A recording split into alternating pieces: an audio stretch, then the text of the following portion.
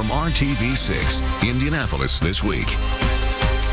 And welcome to Indianapolis This Week, everyone, and happy Easter Sunday to you. I'm Jason Beckner, and we begin with a Sunday morning exclusive. IPS proposing to close 3 of its 7 high schools beginning in 2018.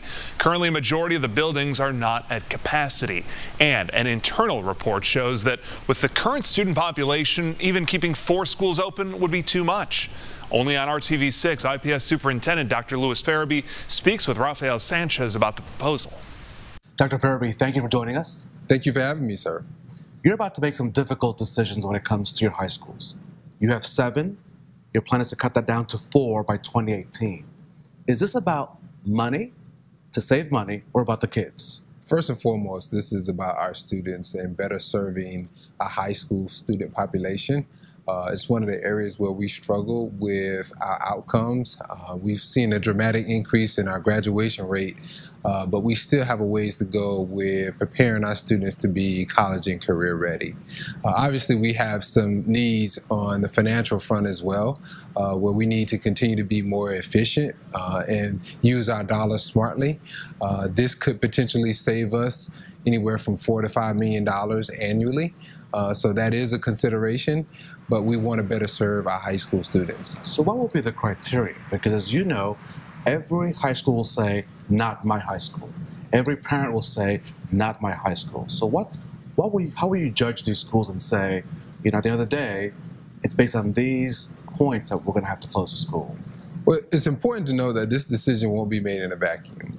We will have a number of community forums where we'll listen to our stakeholders and get an opportunity to hear what's important to them.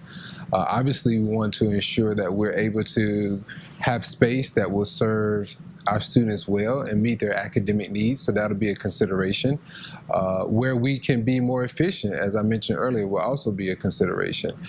So those 3 items will drive the criteria, what we hear from our community, what's important to them, and then also looking at, you know, the facilities that can best serve our students. We have a wide range of capacity in our high school space.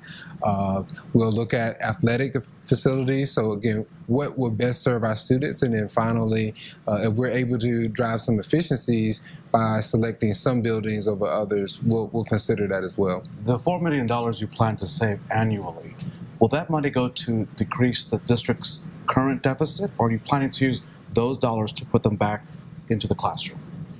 We will invest in our compensation model.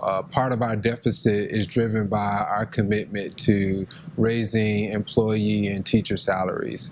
And to continue to do that well, we need to save as much dollars as we can. And this will allow us to save, again, like I said, about $4 or $5 million a year. And that will go back into our pool and allow us to continue our commitment to teachers and our staff as it relates to compensation.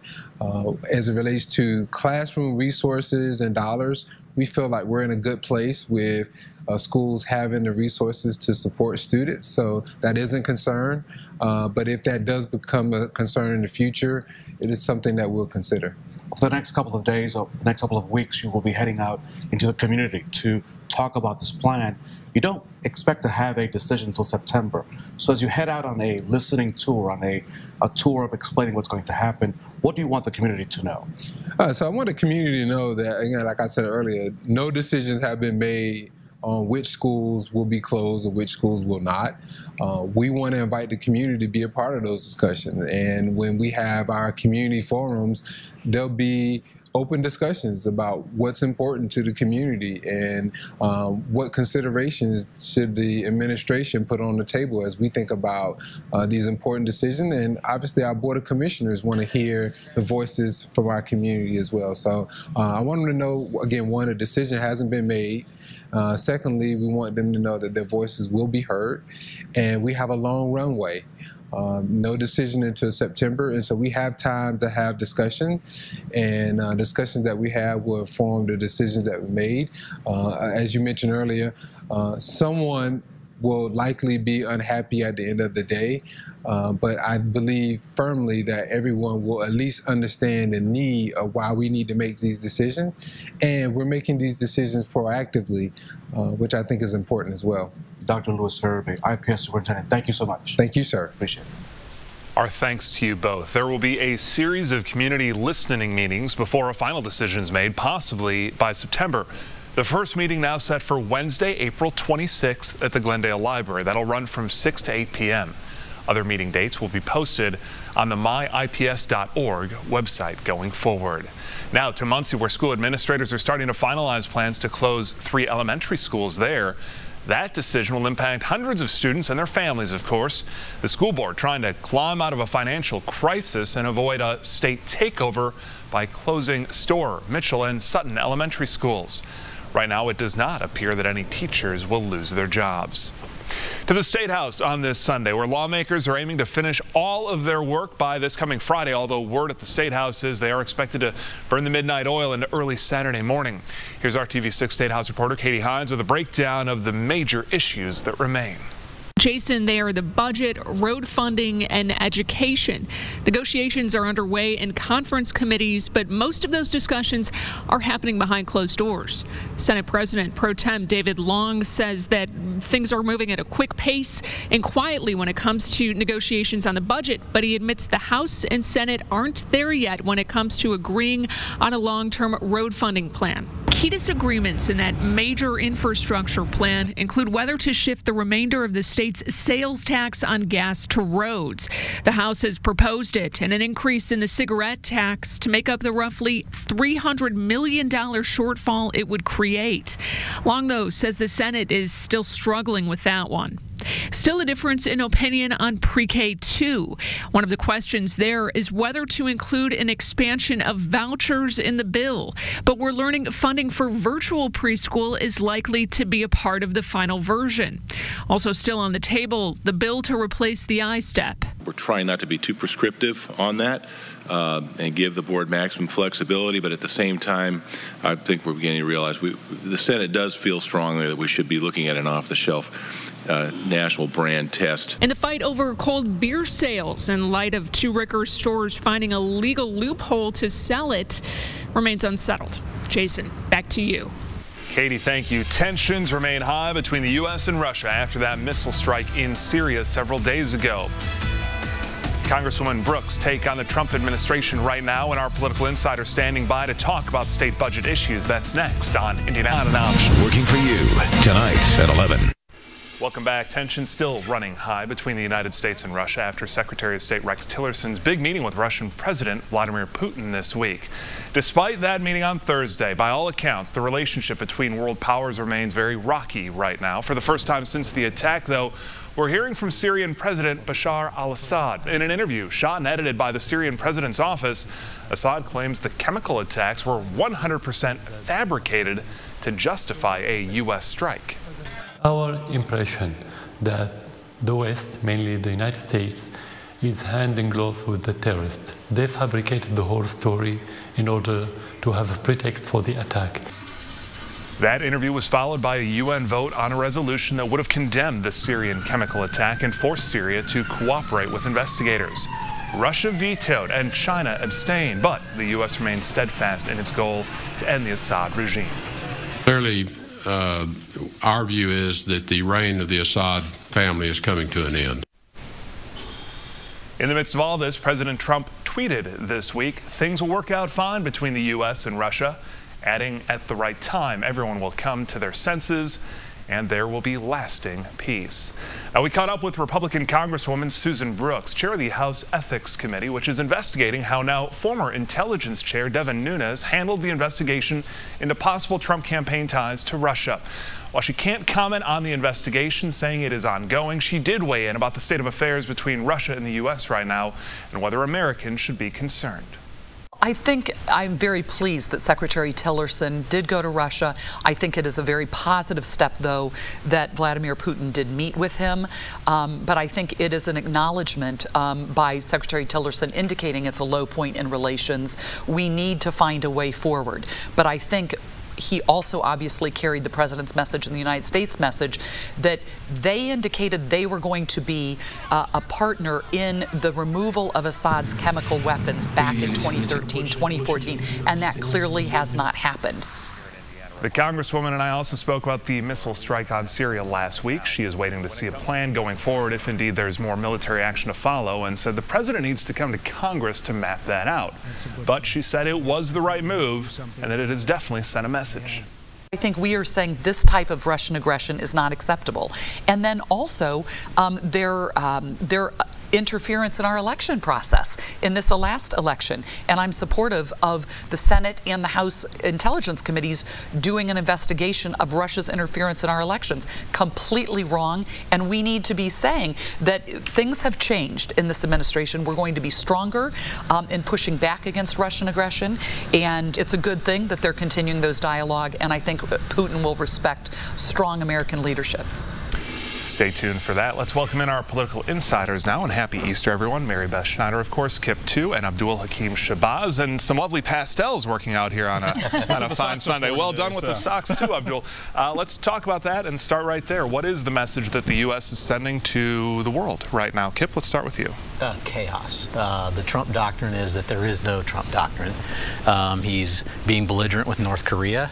He is all over the map when it comes to Russia. He says one thing, his Secretary of State says another thing, his UN Secretary says something else. I mean, I don't know what signals anybody can understand coming out of the Trump administration. I think the rest of the world is bewildered by this man. Abdul, are you bewildered? Yes. The way one of the commentators said it earlier this week is Trump is sort of like the sheriff in one of those old westerns. There was a big bar fight. The sheriff was trying to restore order, so he fires his gun in the air and gets everybody's attention, and then it's like, okay, now what? And lately it seems that, okay, we dropped the bombs and missiles, okay, that's fine, but now what? What's step 2? What's step 3? What's step 4? You know, a couple years ago, Donald Trump is saying we should not be involved in Syria. Sees pictures of kids being gassed. Now let's get involved. It's like, you know, some consistency one way or the other would be nice right now. We see video of the bomb that was used in Afghanistan as well this week. Mary Beth, your take on what's going on internationally? I agree with Kip. I think it's chaotic. You do not know what to expect from day to day. The same, you know, we're blowing up 36 ISIS fighters with a bomb that cost millions and millions and millions of dollars. We go into Syria to ostensibly put out an airstrip. They were flying planes off that airstrip that night. I don't know what we're doing. At the same time, then, the president is tweeting veiled threats to North Korea. Do we really want to go there right now? I understand that all these issues are very complex, but I don't know that the president realizes that. President Trump had once tweeted about President Obama's low approval ratings and had basically said, watch him do something overseas with a missile attack along those lines. Is any of this politically motivated at this point right now, or is there proper justification behind it? I don't think we necessarily wag the dog, because I don't think there's really anything the president can do to change his numbers. He's got his core group of supporters, and then there's everybody else. So I don't see that dynamic, you know, really changing one way or the other. I think he's in danger of losing some of his core supporters. He reversed himself on 4 things this week, one right after the other, all in the stretch of the same day, that he ran on, that sort of the alt-right, the nationalists that supported him are now up in arms about. So I don't know. I just think the guy's erratic. I think he is the worst president we've ever seen in our lifetime, and he shouldn't be in office. I don't know how else to say it. Bizarrely, despite all these flip-flops, you would think that for any other politician that would have consequences with the base. So far, we have seen no signs that Donald Trump is subject to the laws of political gravity. And they stick with him saying that, well, they wanted chaos. Well, they're getting chaos, and I guess they're happy. Let's jump from the White House to the State House right now. Just a few days left to go. Abdul, your take on what gets done and what doesn't get done before Friday or early Saturday. Speaker told us basically 3 things this past week: roads, budget, and solve the cold beer sales issue. I think the budget will be relatively easy to work out. They've got a couple of things they've got to hammer out on the shifting of the sales tax on gasoline when it comes to roads, but I'm not fully convinced they'll be able to address the cold beer convenience store issue that was caused by Rickers. By the way, not a loophole, following the current law, because every time you turn a dial this way, 8 million other dials turn. Kip? Well, I think he's wrong on the liquor store stuff. I mean, we're talking about market share. We're talking about local business owners. Talk about protectionism. We're talking about local business owners versus the big conglomerates on that issue, and I think that it's more complicated than those folks want you to believe. You can still buy cold beer in the state of Indiana, and you just can't buy it at a convenience store. Which makes no sense whatsoever. And you shouldn't be able to. Which makes absolutely no sense whatsoever. When the liquor stores pay $250,000 per license for their license, and those stores pay $1,000, it's just not right. No, but you also got to look at where those licenses are. A liquor store license in Fisher is going to be a lot more expensive than a liquor store license average price in Sheridan, just like a home or anything else. The average price. And it is totally disingenuous. Jump in. This is why Abdul was right. I don't think they get the liquor thing solved. You know, we can't solve it on a couch. I don't know if they can solve it in the Statehouse.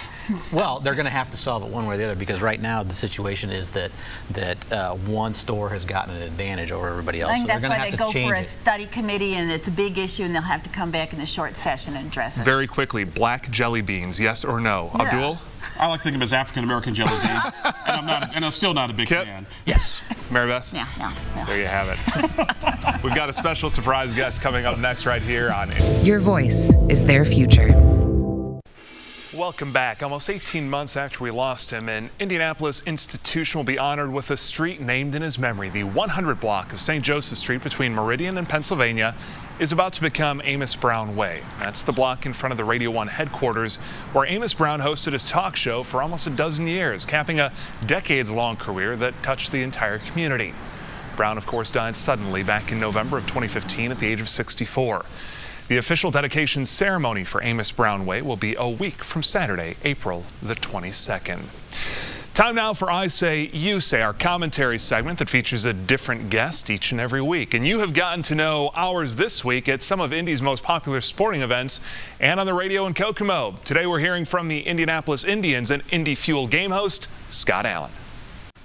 Well, it's time for another seasonal transition. For most, that means finding your shorts, planting your garden, replacing the air conditioner filter. It's a little different for me. For me, there are only two seasons, hockey and baseball. Don't get me wrong, I enjoy other sports, but these two sports have always been a passion of mine. I've loved hockey since I was a child. I have great respect for those that play the game because I can hardly skate. I played baseball as a kid until someone told me I'd make a better announcer than catcher. They were right. So while you're searching for your sandals and putting away your boots, I'm looking for my Indianapolis Indians jersey and closeting my Indy Fuel sweater. It's bittersweet though, not only now, but in the fall too. I hate to see either season end, mostly because I'm lucky enough to work with two of the best sports organizations in the Midwest and the best sports staffs in the world. And I know a time will come, sooner rather than later, that each team season will conclude with a trophy presentation. As much as I love everything I've mentioned, I love the fans the most. I'm so blessed to be able to perform in front of some of the best fans in the world. The way you've embraced me has been overwhelming, and I think it's because I really do love what I do. So as you get pool ready, I'm getting Victory Field ready. I hope to see you several times this season as we have some fun and root on the Tribe. Please be sure to say hello. So now my concerns move to whether my socks will keep my feet warm enough to whether I have enough sunscreen. These are good problems. I'm Scott Allen, and that's what I say. Good problem to have. Thank you, Scott. And we want to know what you've got to say. Let us know what you have to think about what Scott talked about or anything on your mind about Indianapolis this week. You can reach us on Twitter, the RTV6 Facebook page, on the RTV6 app, or our website, theindychannel.com. Lauren Casey standing by with the 6 coming up. Dermatologists. Clear skin is possible. And it's 8:54 here on your Sunday morning. Storm Team 6 meteorologist Kyle Mounts here with you as we are tracking some downpours moving through central Indiana. Not picking up any lightning with these at the moment, but really it's lightning, downpours, and maybe some pea-size hail going to be the biggest issues here. This is going to be moving into the Rushville areas. We track it to the southeast, just about 9:10 or so, and on toward the Centerville area at 9:17. Some more scattered showers and downpours about to move into Bloomfield within the next 15 minutes, and then we've got just some light scattered showers around Frankfort and Crawfordsville this morning. So we'll get this round of rain out of here. As we get to around 3, 4 o'clock this afternoon, more showers and thunderstorms will start to flare up along and south of I-70 for us. There you can see where some of that rain is, just off the Bloomington campus of IU. We're at 63 degrees right now. We'll find those temperatures later today, climbing into the lower 70s. We dry things out Monday with a high around 72. Welcome back to Indianapolis This Week. I'm Lauren Casey. It's time for the 6, so let's take a look at 6 things happening right here in Indy this week. First, helping homeless teens right here in Indianapolis. You can join Mayor Joe Hogsett on Monday morning for a ribbon cutting. Nonprofit Outreach Inc. is celebrating the opening of their new 12,000 square foot facility. This new space will allow the organization to provide new programs to help homeless teens right here in our community. Well, Hoosiers, get ready to laugh. Popular comedian Daniel Tosh, the creator of Tosh.0, is taking his spring campus tour right to the campus of Indiana University. That's Tuesday night at 8 o'clock, and tickets are $40. Well, don't forget to file your taxes with Uncle Sam before the deadline on the 18th. To celebrate the end of tax season, Bargersville's Taxman Brewery is hosting its annual Death and Taxes Day on Saturday. This beer festival will bring together brewers from all across the state. Tastings start at noon. The Indiana State Museum is inviting kids to participate in their Eco-Science Fair on Friday. Projects cover a wide range of global topics, and winners in each category can win school scholarships. That fair runs from 10 a.m. until 2 p.m. Pulling planes and raising money. Republic Airlines is hosting its annual Pull a Plane fundraiser at their hangar at the Indianapolis airport. Proceeds will benefit the Children's Wish Fund.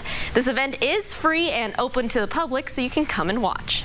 Well, on your mark, get set, head down to Bloomington and cheer on the students there in the Little 500 races. The women's race kicks off Friday at 4 p.m. Then the men take to the streets on Saturday at 2 o'clock. That's what's on tap this week. Jason, back to you. Lauren, thanks so much. And don't forget, today is your last chance to head over to the Convention Center for Indiana Comic-Con. Things kicked off there on Friday. You got a chance to meet some of your heroes, get a lot of autographs, buy some merchandise, and a whole lot more.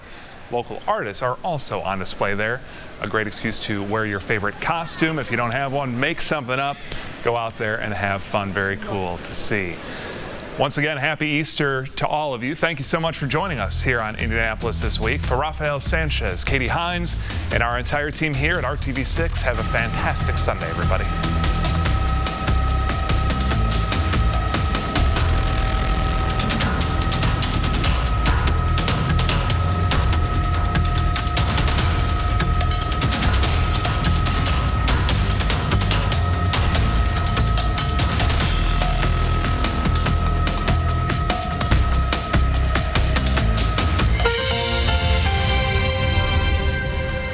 Your hard-earned cash